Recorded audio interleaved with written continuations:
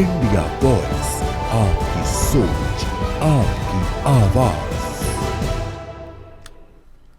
Reporters live देखना शुरू कर चुके हैं आप। मैं आपके साथ हूं अब्दुल नबी हसन। रिपोर्टर्स लाइव में हमारे संवाददाता आपको ग्राउंड रिपोर्ट दिखाते हैं।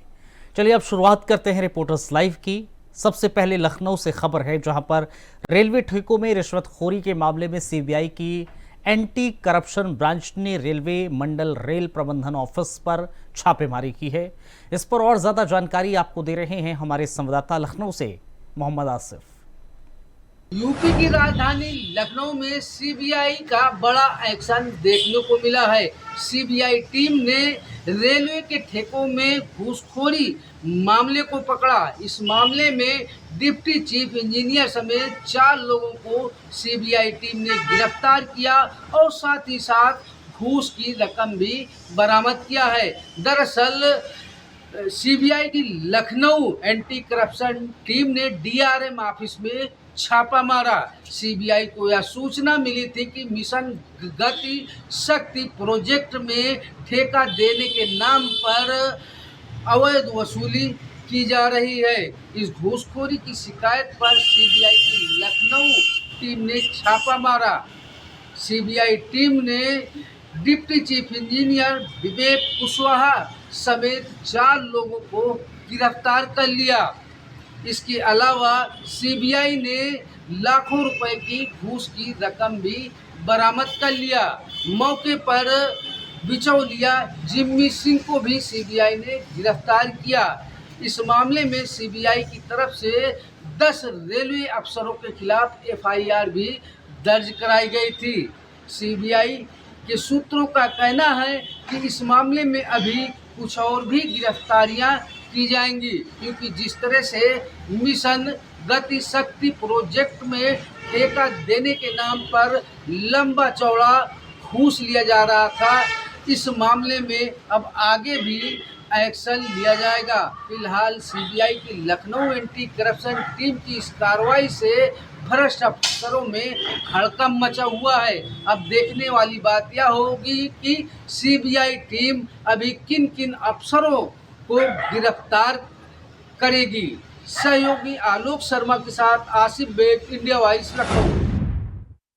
उत्तराखंड में पंचायत चुनाव को लेकर कांग्रेस अब राज्यपाल के दरबार में जाने की तैयारी में है। इस पर ज्यादा जानकारी दे रहे हैं देहरादून से हमारे संवाददाता अभय कैंतुरा।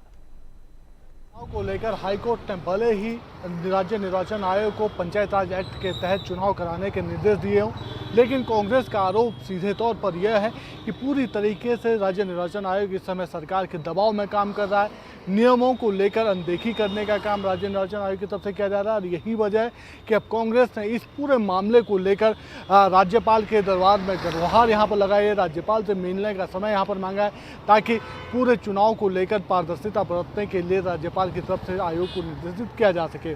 कांग्रेस जिस तरीके से पंचायत चुनाव को लेकर शुरू से ही सवाल खड़े करती नजर आई थी, ऐसे में समझा जा सकता है कि हाईकोर्ट की जो फटकार है, हाईकोर्ट के जो दिशा निर्देश है, वो भी इस बात की ओर इशारा कर रहे हैं कि कहीं ना कहीं इस पंचायत चुनाव में नियमों की अनदेखी यहाँ पर हो रही है, जिसकी वजह से कह सकते हैं कि कई तरीके के सवाल यहाँ पर खड़े हो रहे हैं। ये कहा जा सकता है कि पंचायत चुनाव को लेकर अब जो सियासत नई रूप से खड़ी हो रही है, उसमें अब देखना यही होगा कि पंचायत चुनाव को लेकर राज्य निर्वाचन आयोग क्या दिशा निर्देश देता है और किस तरीके से इस चुनाव को संपन्न कराने का काम करता है।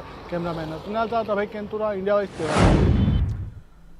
खबर लखनऊ से है, जहां पर स्कूलों के विलय के खिलाफ लगातार विरोध प्रदर्शन जारी है। कौन कर रहा है प्रदर्शन, बता रहे हैं लखनऊ से हमारे संवाददाता मोहम्मद आसिफ। में स्कूलों के मर्जर के खिलाफ विरोध प्रदर्शन थमने का नाम नहीं ले रहा है। समाजवादी पार्टी के बाद अपना दल कमेरावादी ने भी राजधानी लखनऊ में प्रदर्शन कर योगी सरकार के फैसले का विरोध किया। अपना दल के नेता पल्लवी पटेल ने कहा कि सरकार का यह फैसला राइट टू एजुकेशन के खिलाफ है। प्रदर्शन के दौरान पुलिस और अपना दल के नेताओं के बीच नोकझोंक भी हुई। दरअसल योगी सरकार ने स्कूलों के मर्जर का फैसला लिया है, जिससे कई स्कूल बंद कर दिए गए हैं। योगी सरकार के इस फैसले के बाद आम आदमी पार्टी, कांग्रेस और समाजवादी पार्टी के बाद अपना दल कमेरावादी पार्टी ने राजधानी लखनऊ के हजरतगंज में जमकर विरोध प्रदर्शन किया। अपना दल कमेरावादी की अध्यक्ष पल्लवी पटेल ने कहा कि सभी को शिक्षा प्राप्त करने का अधिकार है। सरकार साजिश के तहत स्कूलों को बंद कर रही है। आने वाले दिनों में हजारों परिषदीय स्कूल भी बंद किए जाएंगे। सरकार गरीबों को शिक्षा नहीं देना चाहती। अपना दल कमेरावादी की नेता पल्लवी पटेल ने कहा कि सरकार राइट टू एजुकेशन के खिलाफ है। अपना दल की नेता ने यह भी कहा कि सरकार की मंशा साफ है, वह गरीबों के बच्चों को शिक्षा से दूर रखना चाहती है। अपना दल की नेता ने कहा कि सरकार के इस फैसले का लगातार विरोध किया जाएगा। यह भी कहा कि जब तक सरकार अपना फैसला वापस नहीं लेती तब तक उनका विरोध प्रदर्शन जारी रहेगा। फिलहाल एक तरफ जहां योगी सरकार स्कूल मर्जर को यह बताने की कोशिश कर रही है कि इससे शिक्षा की गुणवत्ता और अधिक अच्छी होगी, गुणवत्तापूर्ण पढ़ाई की जाएगी, वहीं विपक्षी दल लगातार सरकार के इस फैसले का विरोध कर रहे हैं। अब देखना यह होगा कि आने वाले दिनों में योगी सरकार का स्कूलों के मर्जर को लेकर और क्या फैसला रहता है। सहयोगी आलोक शर्मा के साथ आसिफ बेग, इंडिया वॉइस। उत्तराखंड के स्कूलों में अब हर दिन प्रार्थना सभा में श्रीमद् भागवत गीता के श्लोक गूंजेंगे। मुख्यमंत्री पुष्कर सिंह धामी के निर्देश पर शिक्षा विभाग ने सभी स्कूलों में श्लोक पाठ को अनिवार्य किया है। उस पर ज्यादा जानकारी दे रहे हैं देहरादून से हमारे संवाददाता हितेश त्यागी। विद्यालयों में अब सुबह के समय गीता के श्लोक पढ़ाए जाएंगे, यानी जिस समय विद्यार्थी प्रार्थना करते हैं उसी समय विद्यार्थियों को अब गीता के श्लोक भी पढ़ने होंगे, क्योंकि जिस तरीके से मुख्यमंत्री पुष्कर सिंह धामी ने शिक्षा विभाग के साथ एक बैठक की थी जिसमें प्रदेश के सभी पदाधिकारियों को अधिकारियों को जिम्मेदारी दी गई थी कि सभी विद्यालयों के अंदर अब प्रार्थना के समय अब गीता के श्लोक भी उतने ही जरूरी होंगे जितना कि प्रार्थना और राष्ट्रगान, क्योंकि इससे एक बदलाव की जो भूमिका है वो तैयार की जाएगी। बच्चों को अनुशासन और संस्कार का जो एक पाठ है वो भी सीखने को मिलेगा, क्योंकि इसके कई सारे जो परिणाम है वो भी देखने को मिलेंगे। कहीं ना कहीं जो गीता के जो श्लोक है उनको बच्चे आत्मसात करेंगे तो कहीं ना कहीं इसका जो समाज में जो एक संदेश है वो भी सकारात्मक तरीके से जाए। इसको लेकर मुख्यमंत्री पुष्कर सिंह धामी ने शिक्षा विभाग को निर्देश दिए हैं। कैमरा पर्सन हर्ष उनियाल के साथ हितेश त्यागी, इंडिया वॉइस, देहरादून। खबर लखनऊ से, जहां 5000 से ज्यादा सरकारी स्कूल मर्ज किए जाने के विरोध में हजरतगंज चौराहे पर जोरदार प्रदर्शन किया गया। इस पर और ज्यादा जानकारी देख रहे हैं लखनऊ से हमारे संवाददाता मोहम्मद अमान। द्वारा फैसला लिए जाने के बाद से लगातार विपक्ष हमलावर नजर आ रहा है। सरकार ने जो 5000 स्कूलों को मर्ज किया है, जिसके बाद से लगातार विपक्ष सरकार के ऊपर हमलावर नजर आ रहा है। आज समाजवादी पार्टी के छात्र सभा के जो नेता थे, जो कार्यकर्ता थे, उन लोगों ने हजरतगंज चौराहे पे भारी विरोध प्रदर्शन जताया है। वहीं हाथों में तख्तियां लेके बड़ी संख्या में समाजवादी पार्टी के छात्र सभा के नेता थे, वो सब हजरतगंज चौराहे पे विरोध प्रदर्शन कर रहे थे। वहीं उनका साफ तौर से कहना है जो सरकार ने फैसला लिया है ये फैसला गलत है। वहीं इस फैसले को लेकर लगातार उनका विरोध प्रदर्शन जारी रहा। उनके हाथों में तख्तियां थी और सरकार के खिलाफ नारेबाजी करते नजर आए। फिलहाल मौके पे भारी पुलिस बल मौजूद था, जिसमें छात्र सभा के जो नेता थे, जो प्रदर्शनकारी थे, उन सभी को हिरासत में लेके इको गार्डन भेज दिया गया है। लखनऊ से मोहम्मद अमान।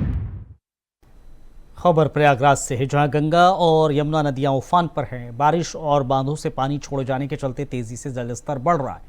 इस पर और ज्यादा जानकारी दे रहे हैं हमारे संवाददाता शुएब रिजवी।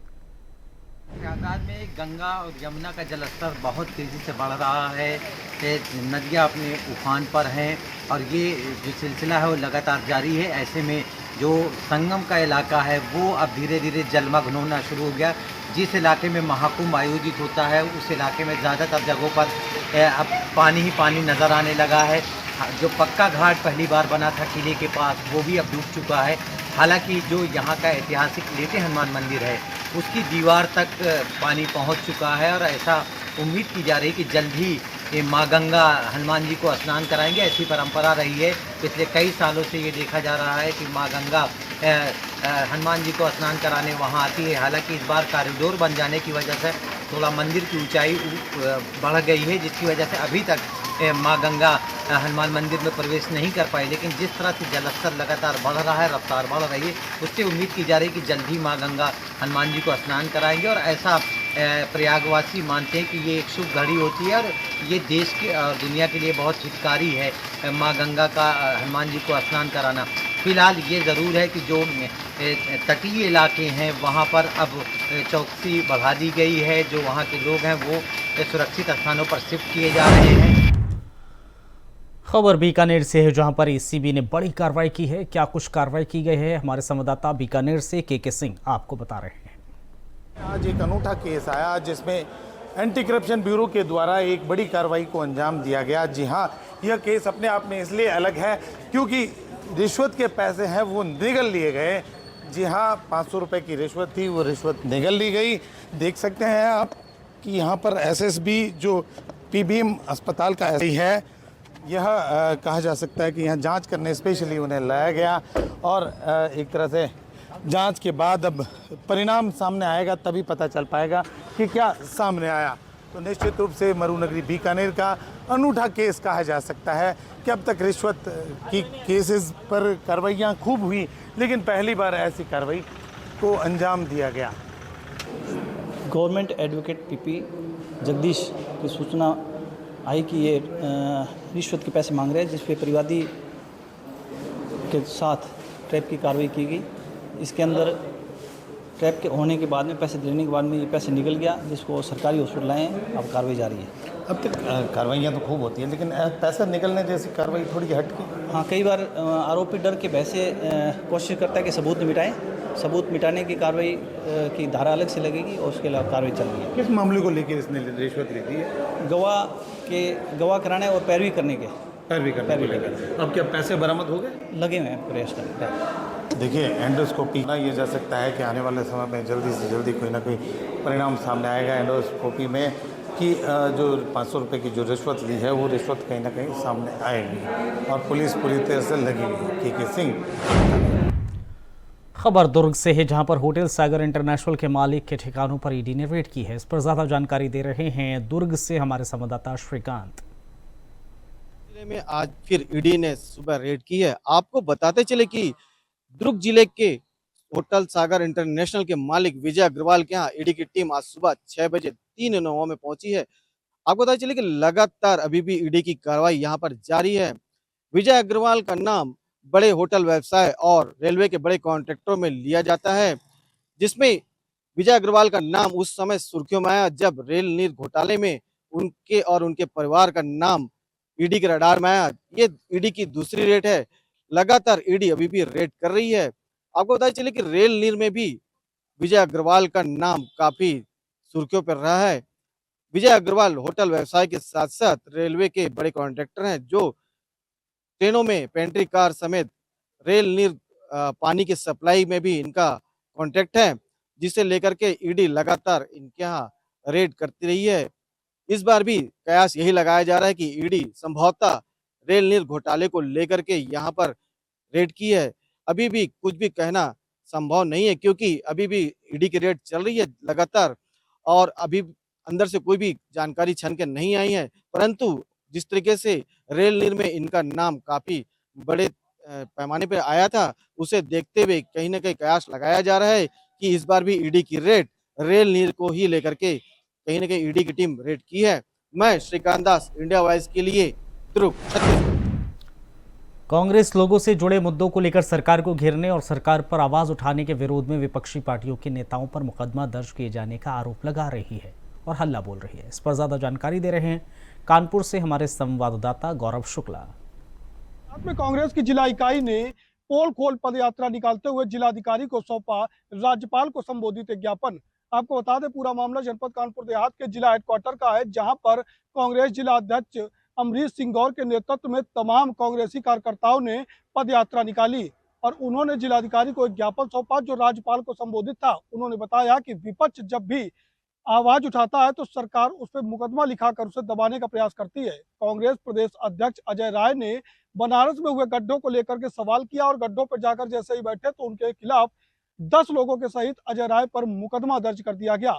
अमरीश सिंह गौर ने बताया कि कानपुर देहात में भी बारिश के दरमियान सड़कों पर बड़े बड़े गड्ढे हैं, लेकिन इनकी सुध लेने वाला कोई नहीं है। किसानों को बिजली नहीं मिल रही है, पानी की व्यवस्था नहीं है। अगर यहाँ पर कोई विपक्ष इस पूरे मुद्दे को उठाने का काम करता है तो उत्तर प्रदेश सरकार उस पर मुकदमा लिखती है। इन मुकदमों को न लिखा जाए और निष्पक्ष जांच कर इन्हें पूरी तरह से खत्म किया जाए, इसको लेकर आज उन्होंने पोल खोद यात्रा निकालते हुए राज्यपाल को संबोधित ज्ञापन जिलाधिकारी को सौंपा। कानपुर देहात से गौरव शुक्ला। छत्तीसगढ़ विधानसभा के मानसून सत्र का आज दूसरा दिन है। पहले दिन की तरह आज भी सदन में हंगामा होने के आसार रहे।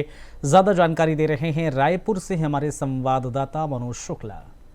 सदन के दूसरे दिन आज जनता के कई मुद्दों को लेकर पक्ष विपक्ष में टकरार देखने को मिली। जी हां, दरअसल आज सदन में सत्ता पक्ष के विधायक अजय चंद्राकर समेत भावना बोहरा, धर्मजीत सिंह ने यहाँ पर घुसपैठियों को लेकर एक बड़ा मुद्दा जो पूरे देश में बना हुआ है उसको लेकर आज अजय चंद्राकर समेत भावना बोहरा, धर्मजीत सिंह ने यह मुद्दा उठाया कि लगभग बांग्लादेशी घुसपैठियों का यहाँ पर सिर्फ छत्तीसगढ़ में ही 5000 से ज्यादा लोगों का रहना होता है जो सरकारी योजनाओं का लाभ भी ले रहे हैं। आखिर किसके इशारे पर इतनी बड़ी तादाद में पाकिस्तानी घुसपैठियों समेत बांग्लादेशी रह रहे हैं, इनकी जांच आखिर कब होगी, जिसको लेकर गृह मंत्री विजय शर्मा ने जवाब दिया कि एसटीएफ की कमेटी बनाई गई है,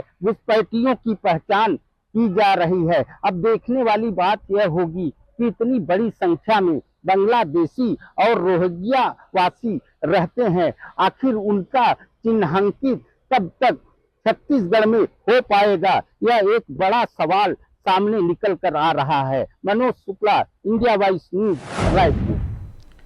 बलौदाबाजार में साइबर सेल में पदस्थ आरक्षक हेमंत नायक को साइबर ठगी के मामले में पुलिस ने गिरफ्तार किया है।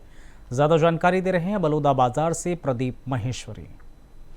को पुलिस क्रिमिनल से क्रिमिनल व्यक्ति को पकड़ने का निर्माण करती है, उसी साइबर सेल का यदि आरक्षक यदि बड़ी भक्षक निकल जाए तो फिर इस विभाग की क्या विश्वसनीयता होगी यह देखने को मिलेगा। आज इसी एक महेंद्र निराला नाम का एक आरक्षक था जो विगत 24 में बलौदाबाजार साइबर सेल में पदस्थ था। वो 21, 22, 23 लगातार 4 साल तक था। उसने करोड़ों की ठगी की।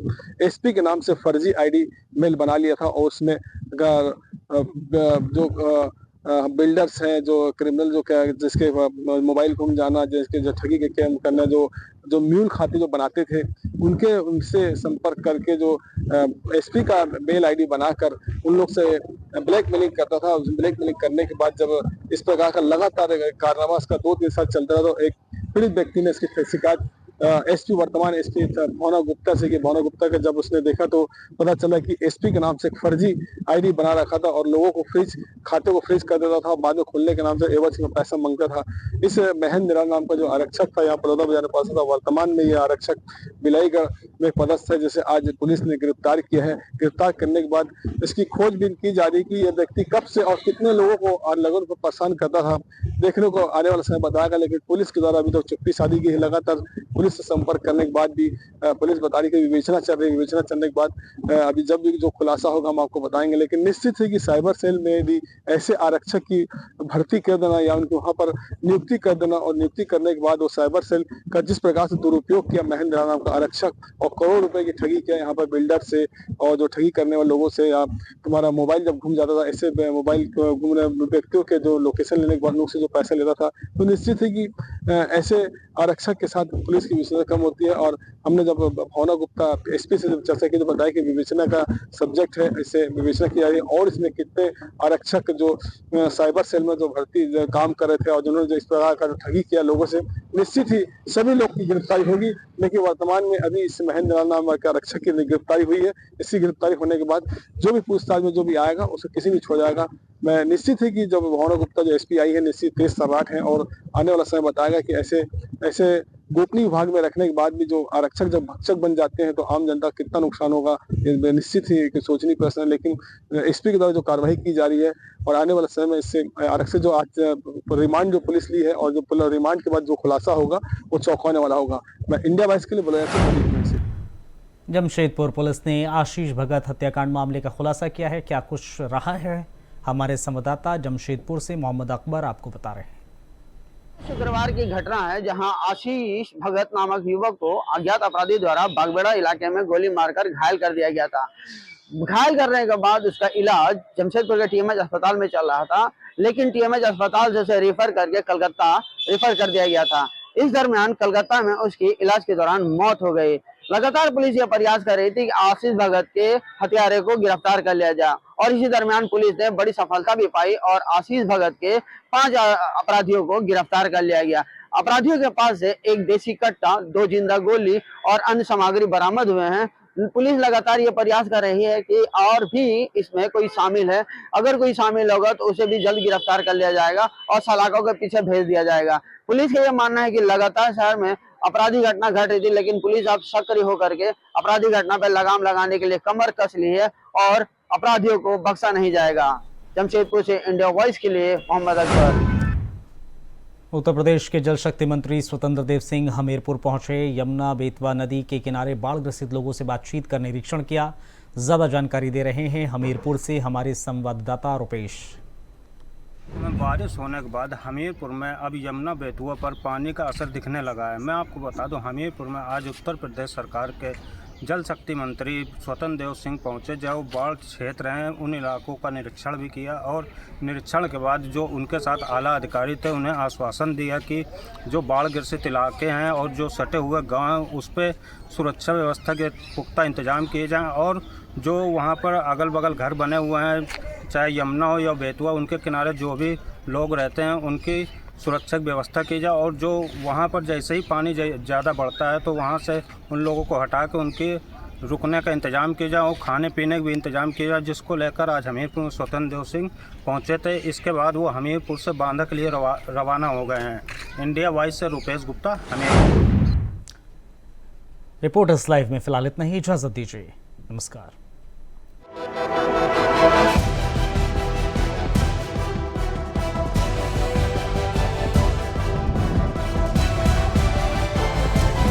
इंडिया वॉइस, आपकी सोच, आपकी आवाज।